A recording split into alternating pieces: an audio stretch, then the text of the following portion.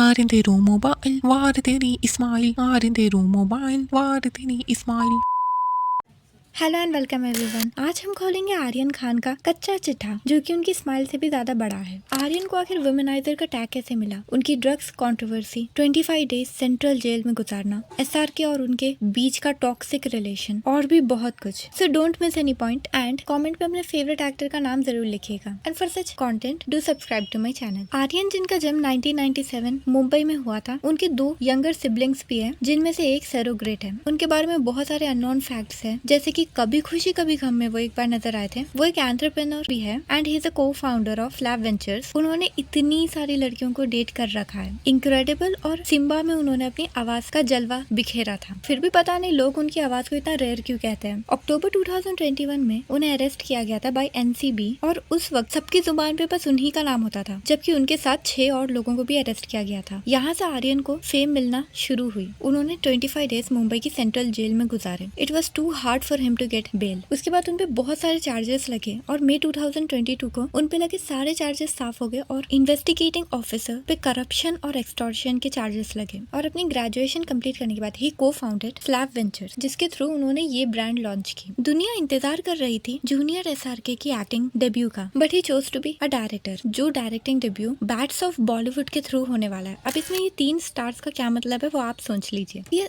हमेशा सीरियस और sad expressions के साथ घूमने वाले आर्यन खान, जिन्हें देखकर लोग कहते थे कि पुष्पा झुकेगा नहीं साला और आर्यन हंसेगा नहीं साला। लेकिन नेटफ्लिक्स के लॉन्च किए हुए प्रोमो में आर्यन की एक्टिंग, आवाज और स्माइल ने कईयों का दिल जीत लिया। मेरे जैसे कई सारे लोगों ने इनकी रेयर स्माइल और आवाज पहली बार देखी थी, लेकिन पहले भी आर्यन बहुत बार हंस चुके हैं। So it's not a breaking news. 2025 की स्टार्टिंग होते ही नए नए नेपो किड्स लॉन्च होना शुरू हो गए। ये बात अजीब सी है कि दूसरे स्टार किड्स को लोग नेपो किड्स कहते हैं, लेकिन आर्यन को ऐसा टैग नहीं दिया जा रहा। लेकिन एक सवाल है, आमिर खान, सैफ अली खान, शाहरुख खान, इन सब के बच्चे लॉन्च हो चुके हैं, पर सलमान खान की तो शादी की न्यूज भी अब तक लॉन्च नहीं हुई। पता नहीं भाईजान का क्या इरादा है। आर्यन की बात करें तो उनके इस नेटफ्लिक्स के प्रोमो में लोगों के मिक्स्ड रिएक्शंस आए थे, लेकिन सबसे ज्यादा सिमिलर पैटर्न में कमेंट्स थे, एक पॉजिटिव फॉर्म में। लेकिन इस बार किसी ने ये नहीं कहा कि ये पीआर प्लान्ड है। एक्सप्रेशंस और निकलेंगे तो सेम एसआर के लगेगा। आर्यन हंसते नहीं, लेकिन जब हंसते हैं तो दिल खोल कर हंसते हैं। आई लव हर स्माइल, ऐसे बहुत से पॉजिटिव और सिमिलर कमेंट्स उस वीडियो पर थे, लेकिन इसको देखकर किसी ने पीआर का टैग नहीं दिया। अब हर एक सेलिब्रिटी पीआर टीम तो हायर करते ही है, लेकिन आर्यन के पीआर को उतना स्ट्रगल करने की जरूरत नहीं, क्योंकि तेरे बाप का राज है क्या? एसआरके और आर्यन को पब्लिकली देखकर लोग एसआरके को टॉक्सिक फादर कह चुके हैं बहुत बार, क्योंकि आर्यन उनके पहले बेटे हैं और वो हमेशा वीडियोस में सैड और सीरियस नजर आते हैं and he never looks happy in front of him. SRK ने अपने बेटे के बारे में कुछ ऐसा भी कहा था that he would allow him to do anything such like he can date anybody, consume drugs and whatever. लगता था कि एसआरके ने ये मजाक में बोला है because Aryan was so young at that time, but इनमें से काफी बातें हाल ही में सच हो चुकी है। एसआरके ने कुछ ऐसी भी बात की थी जिसे सुनकर लग रहा था he wants his son to be a womanizer. For girls, and he can These smoke are all as the much as he rotten wants. things, I guess. He can do drugs, he can have sex, he can womanize, he can... When he's 3? When he's 2.